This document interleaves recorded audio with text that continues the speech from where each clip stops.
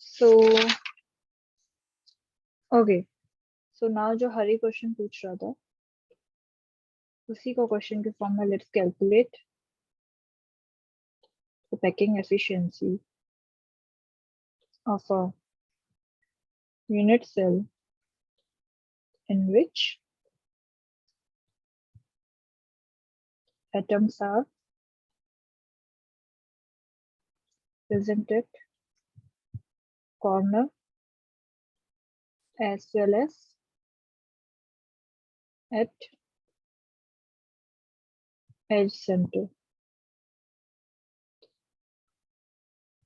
So इसका packing efficiency calculate करना है, तो ये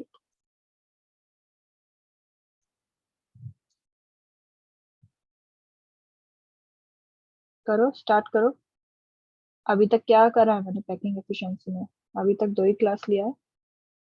तो सबसे पहले relationship between the edge length and r calculate करना है। उसके लिए ये पता होना चाहिए कि along which axis, either it is a body diagonal, face diagonal और edge length atoms touch each other. ठीक है, वहां से हमें ए और आर का रिलेशनशिप निकलेगा।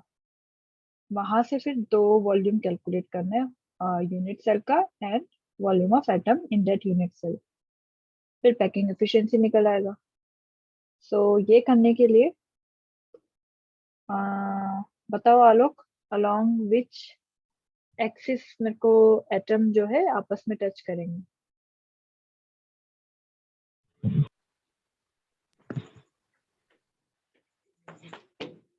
तो ये कैसा यूनिट सेल है? इसमें एटम्स जो है कहाँ कहाँ प्रेजेंट है? कॉर्नर पर कॉर्नर पे है, करेक्ट। एक एटम कॉर्नर पे है, ठीक है, और एक कहाँ पे है? एज सेंटर पे। तो कौन कौन से टच करेंगे? एज वाले पे जो है तो कॉर्नर, और एक जो बीच का एज होएगा और कॉर्नर वाला उससे आगे वाला होएगा। ठीक है, तो ये आपस में क्या कर रहे हैं? एक दूसरे को टच कर रहे हैं। तो 4R हो जाएंगे। तो बेसिकली यहाँ पे ये 2R, ये R और ये R। So this will give me R plus 2R plus R, A. 4R is equal to A. So my A is equal to 4R. ठीक है, now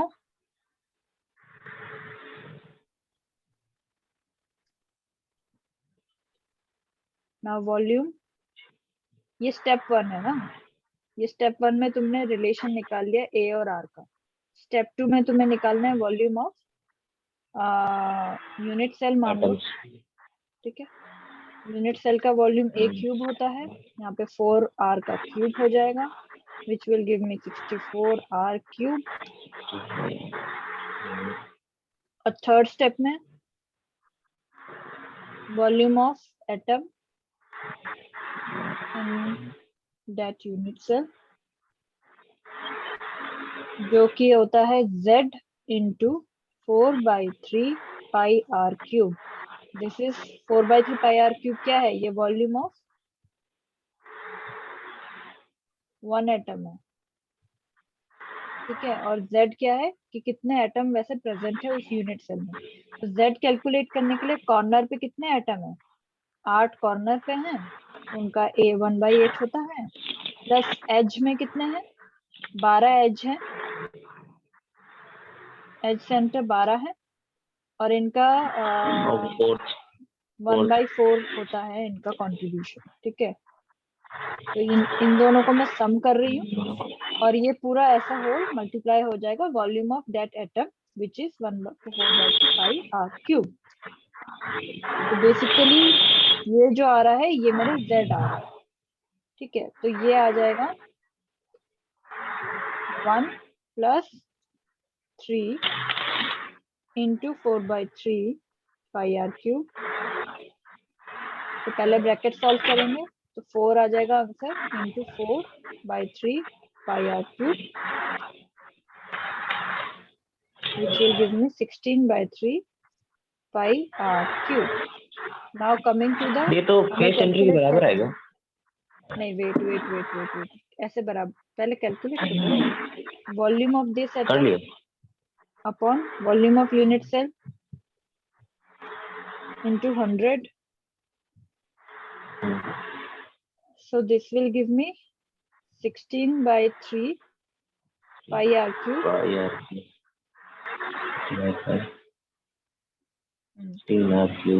64 r cube into 100. So r cube से r cube cancel, and this will give me pi by 12 into 100. इतना ही आ रहा है हरी? हाँ, तो pi by 12 into 100 आ रहा है, जबकि इसको अगर मैं 1/2 बाहर कर दूं तो ये आएगा पाई बाय 6, ठीक है, इंटू 100। और ये पाई बाय 6 इंटू 100 किसका था? ये सिंपल क्यूबिक यूनिट सेल का था। उसका आंसर कितना आ रहा था? 52.4। उसका हाफ हो जा रहा है, यानी कि 26.2% आ रहा है।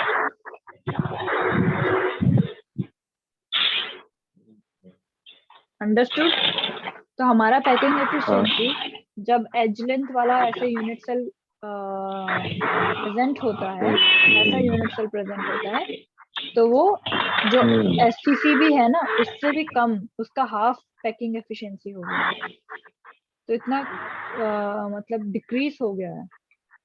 तो तुम इस तरीके से फिर किसी भी अब एंड सेंटर हो उसको भी कैलकुलेट कर सकते हो, ठीक है? वो मैं नहीं करा रही हूँ, बट वो तुम कैलकुलेट इजीली कर सकते हो, उसमें ऐसा कुछ अब है नहीं। I am just moving to next topic. तो our next topic is Alok, clear है अभी तक?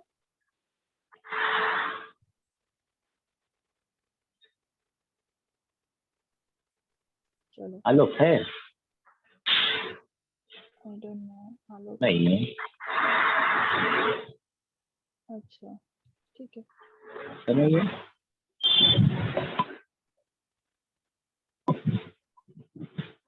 So coordination number.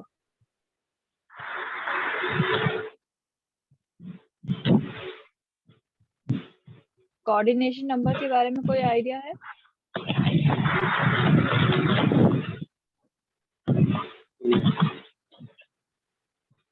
हाँ जी। हाँ, तो कोऑर्डिनेशन नंबर का कोई आइडिया है?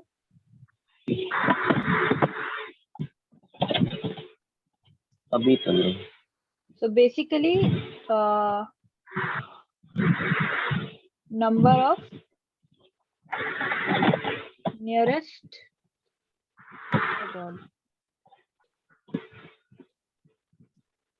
nearest neighbour. मैंने एक कोई क्लास में मैंने तुमसे डिस्कस किया था, याद है? हाँ मैंने नियरेस्ट नेबर का एक कॉन्सेप्ट तुम्हें बताया था। नियरेस्ट नेबर का कॉन्सेप्ट में मैंने ये बताया था, only the atom which touch each other वो नियरेस्ट नेबर होते हैं उस एटम के, ठीक है? तो बेसिकली इसको ऐसे समझना है, अगर कोई एटम है यहाँ पे, तो उसको जितने भी एटम आपस में टच कर रहे होंगे वो उसके नियरेस्ट नेबर होंगे। तो हमने सिंपल क्यूबिक यूनिट सेल में, बीसीसी में, एफसीसी में नियरेस्ट नेबर देखे थे कितने कितने हो रहे थे। तो वही कॉन्सेप्ट यहाँ पे है, उसी को हम कोऑर्डिनेशन नंबर कहते हैं उस यूनिट सेल का, ठीक है? तो नंबर ऑफ नियरेस्ट नेबर मतलब बेसिकली, तो इसको लिखेंगे total number of atoms touching a particular, either we can say it as a sphere, particle or atom in a given unit cell is known as coordination number. किसका? of the unit cell. And that atom are known as nearest neighbor. और जो atom मतलब इसको touch करते हुए होते हैं उन्हीं को हम इसका नियरेस्ट नेबर कहते हैं. Okay, so let's do one exercise. इसमें हमें अरेंज करना है. Arrange the atoms from like 2 to 8 in increasing order of distance from atom 1. So इसमें पहले मैं तुम्हें फिगर दूंगी, तुम उसको फिगर को देख के अरेंज करना. And also calculate the distance in the given unit cell. और इसमें मेरे को दिया गया है कि जो एज लेंथ है उसको A कंसीडर कर लेना. ठीक है.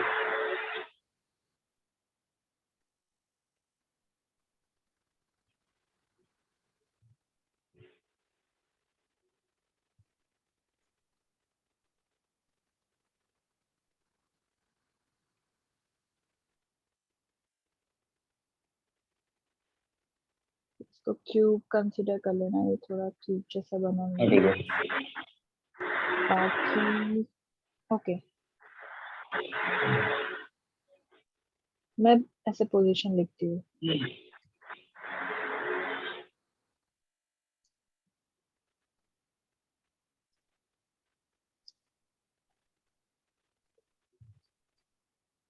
और मुझे गिवन है कि ये डिस्टेंस जो है A है. तो बेसिकली ये किस तरीके का क्यूबिक मतलब यूनिट सेल है?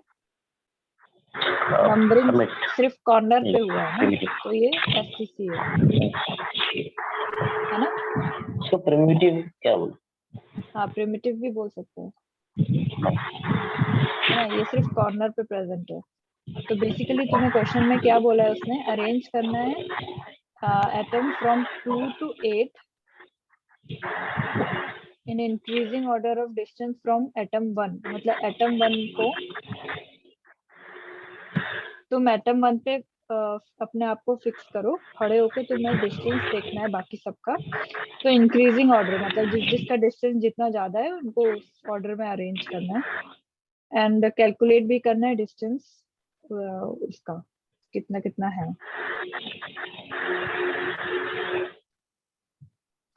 तो मतलब हम एफ सेंटर और बॉडी सेंटर और एफसीसी सब कुछ एक ही बना देंगे या किसी एक कोई लेके चलेंगे? नहीं, वेट, मैंने तुम्हें जो क्यूब दिया है उसमें तुम्हें क्या दिख रहा है? उसमें एटम्स कहाँ पे हैं? सिर्फ कॉर्नर पे है ना. कॉर्नर पे. हाँ, तो जो मैंने फिगर दिया बस उसको देखो. तुम अपनी तरफ से उसमें कुछ एडिशन मत करो. ये बस ऐसे एक्सरसाइज है to just to give you मतलब तुम्हारे ब्रेन को आइडिया होना चाहिए फटाफट कैसे कैलकुलेट करना. तो एटम 1 पे तुम अभी खड़े हो, तुम्हें 2 का डिस्टेंस कैलकुलेट करके देना है मेरे को और बताना है कि तो वो तो कौन ए सा आएगा. हाँ, वो तो ए आएगा, सिंपल है. फिर तुम्हें मुझे इंक्रीजिंग ऑर्डर में जैसे कि मैं बता रही हूँ ना, जैसे 1 है, 1 के बाद सबसे पास में उसके 2 है या 3 है या 4 है या 5 है, कौन सा एटम है वो बताओ. अच्छा, तो 2, 3 और ये 5 नंबर तो हमारा एक साथ होगा मतलब. ठीक है. करेक्ट. हाँ, ठीक है. और फिर उसके बाद हमारा आएगा 1 to 4. तो ये वाला आएगा सेकंड नंबर पे उन सब के बाद, तीनों के बाद में. और उसके बाद ये जो मेरा 7 और 6 नंबर है वो वाला आएगा। देखो 4, 7 और 6 ये तीनों भी इक्वलेंट हाँ, ये मतलब सब एक ही बराबर में आएगा। डिस्टेंस में एक ही है में एटम आएंगे। 1 से। हाँ हाँ, और फिर उसके बाद 8 नंबर आएगा। करेक्ट, बस बॉडी यही सेंटर, इसका क्वेश्चन का था। बॉडी। अच्छा,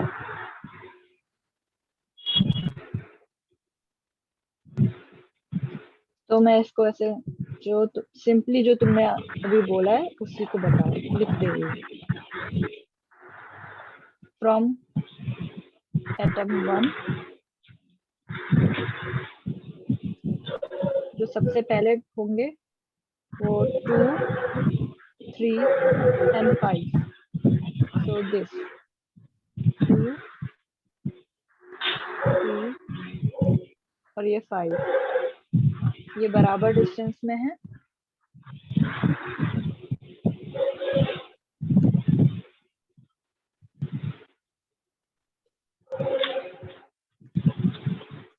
और फिर 4, 7, 6 ये फेस डायगोनल का डिस्टेंस होगा, तो वो कितना होता है रूट 2a।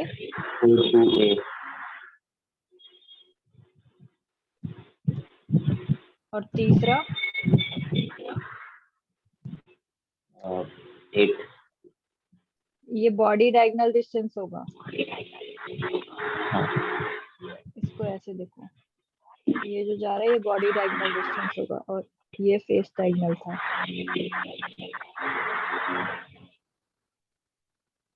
फेस डायगोनल वाले सारे रूट 2a थे और ये बॉडी डायगोनल ये होता है रूट 3a। कैलकुलेट करने आना चाहिए। हाँ ठीक है।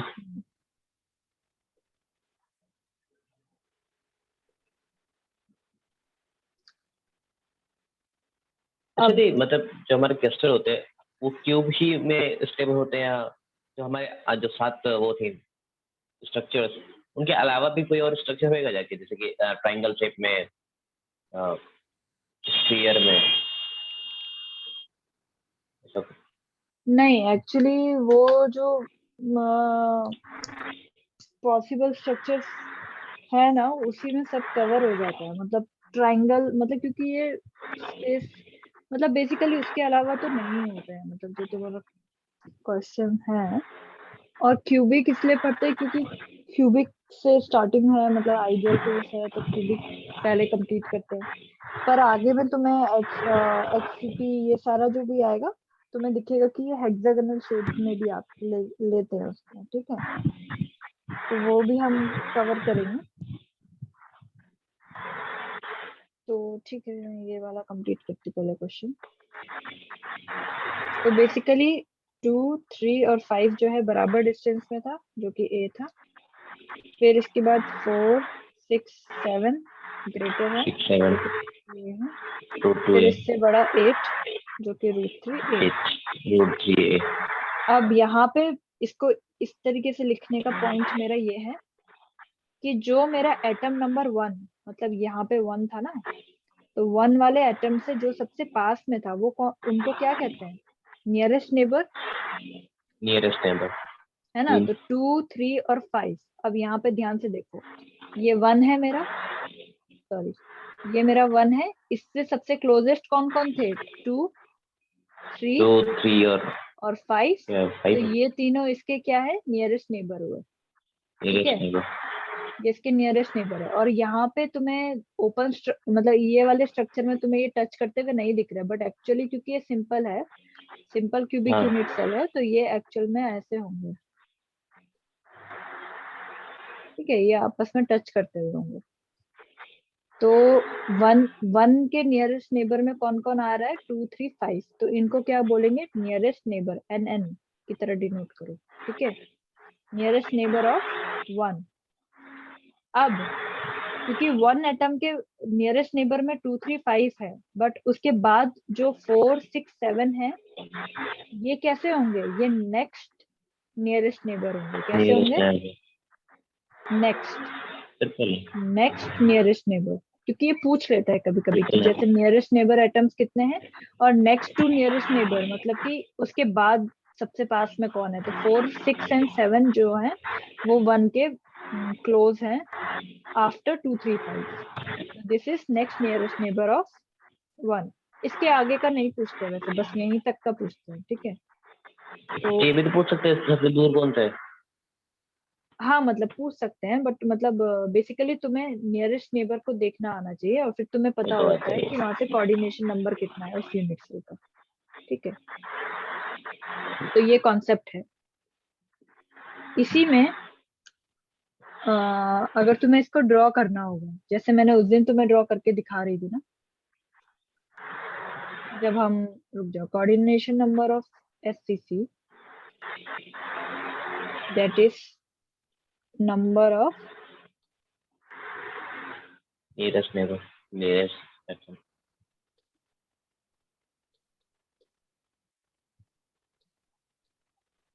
सो coordination number of simple cubic unit cell का मतलब ही है नंबर ऑफ नियरेस्ट नेबर, जो कि मुझे अभी ऑलरेडी मतलब अगर मैं ये वाला देखूंगी, जो ये वाली एक्सरसाइज कराई है, तो कितना आ रहा है 3,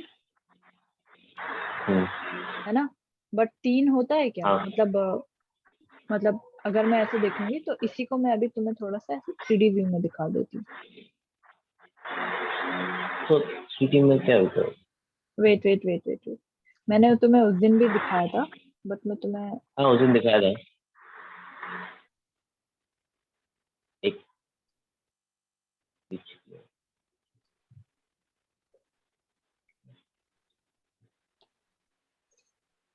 सो ये वाला मेरा एटम था, मान लो ये मेरा एटम 1। ठीक है, ये 2 और ये 3, 2, ये वाला 3 3 और होगा, ये वो नीचे 5। वाला 5 है। ठीक है, हाँ। ये मान लो। हाँ, तो बेसिकली अगर मैं इसको देखूंगी तो मेरे को नियरेस्ट नेबर 3 दिख रहे हैं, बट ये 1 जो है इसके बगल में और ऊपर में और मतलब साइड में, तीनों जगह में भी यूनिट सेल प्रेजेंट होते हैं। तो इसको ऐसे करके ड्रॉ करके देख सकते हो तुम विजुअलाइज करने के लिए। ठीक है, तो क्या होगा, क्योंकि ये यहाँ पे कॉर्नर पे है तो इसका इधर वाला जो कॉर्नर एटम होगा उससे भी ये टच करेगा, और जितना 1 एंड 2 का डिस्टेंस है उतना ही 1 एंड, मान लो ये 6 है, हाँ 5 के बाद 6। ठीक है, तो इसका, हाँ। और यहाँ पे 7 जो ऊपर में है, और ये एकदम फ्रंट पे हाँ। जो आ रहा है इसको 8 मान लो। सो एक्चुअली ये नंबरिंग जिस तरीके से, तो बेसिकली अभी कितने नंबर ऑफ नियरेस्ट नेबर आए 1 के अराउंड में।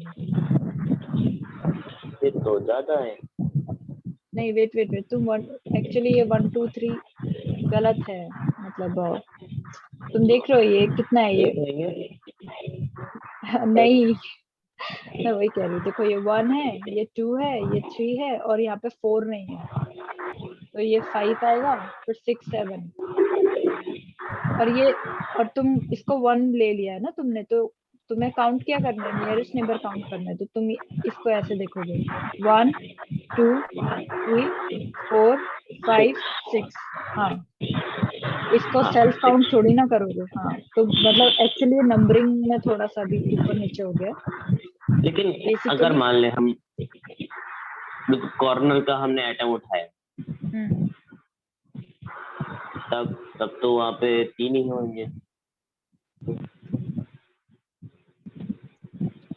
दोबारा मैं पूरा हटा देती हूँ, वेट, नहीं मेरे को कंफ्यूज अभी हो गए। समझ में आ गया इसका, लेकिन मैं बस ये पूछना चाह रहा हूँ, अगर मान ले कि ये यूनिट सेल हमारा जो क्रिस्टल है उसके बिल्कुल एंड में स्थित है, जिसके ना साइड में कुछ है और ना इस साइड में है, बस इधर साइड है, मतलब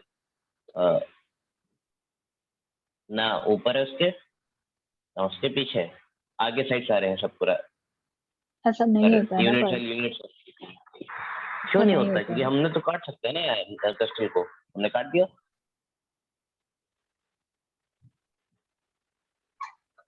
तुम कह तो रहे हो तो काट तुमने सकते हैं। सरफेस से कट कर दिया है। हाँ तो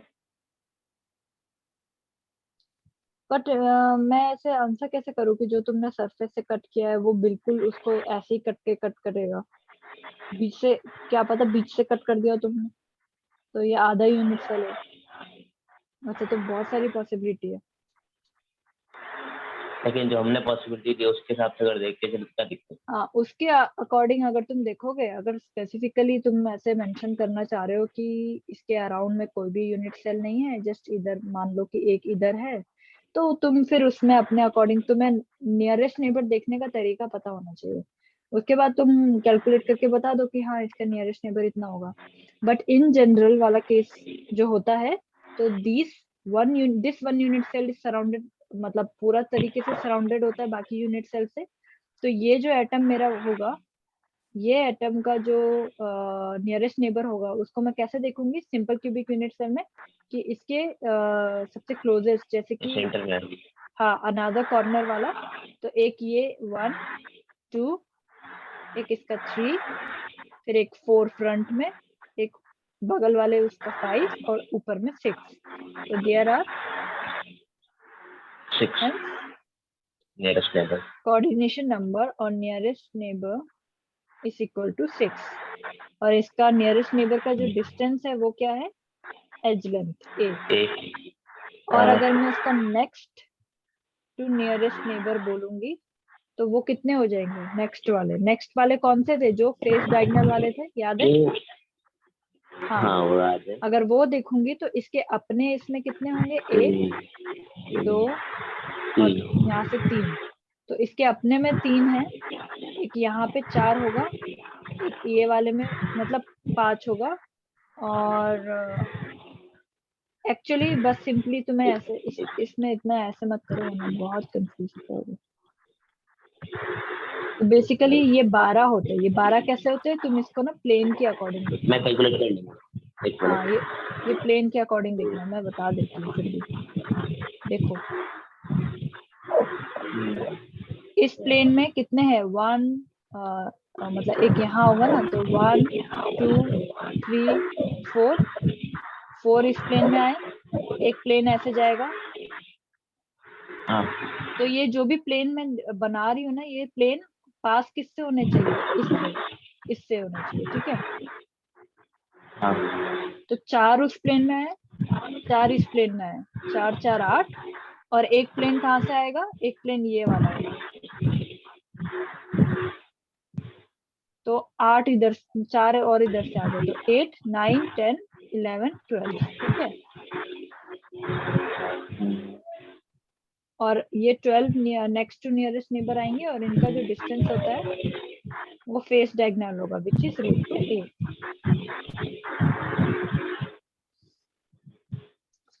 तो बीसीसी का और एफसीसी का ये मैं कल करवाऊंगी, पर एक क्वेश्चन तुम्हें देके जाती हूँ, तो डेट तुम वो अपने आप एक्सरसाइज कर सको।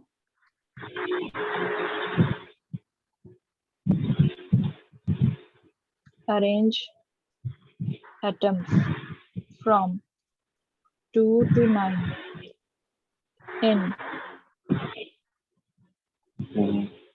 increasing order of distance from 1, and also calculate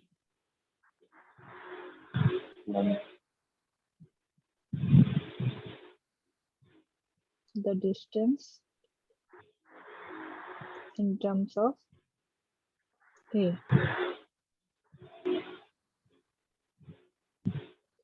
Edge length। तो मैं ड्रॉ करके देती हूँ तुम्हें।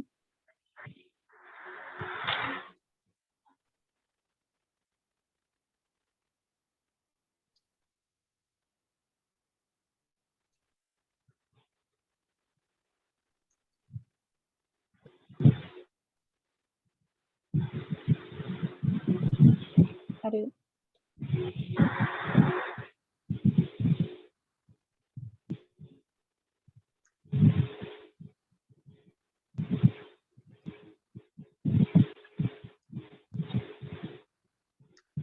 इसकी एज लेंथ दी है ए और ये कौन सा है, ये BCC। ठीक है, तो इसका तुम कल करना, कल ये मैं डिस्कस करूंगी यहाँ से coordination number BCC and FCC we will calculate tomorrow, और कोऑर्डिनेशन नंबर और इसका भी nearest neighbour and next to nearest neighbour तीनों का हम कैलकुलेट करेंगे। ठीक है।